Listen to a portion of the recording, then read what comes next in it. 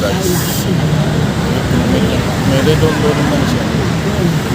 Talagang hindi nagtuloy-tuloy pag umaga. Umakit yung gasolina. Sa tingin ko lang kaya sila. Ano kaya ang problema nito? Pero nakadalawang balik na.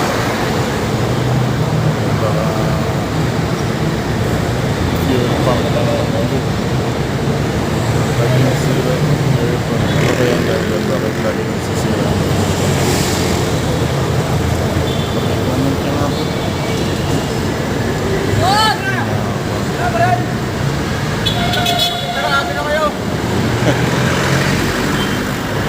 Napangboy naman o siraan pa.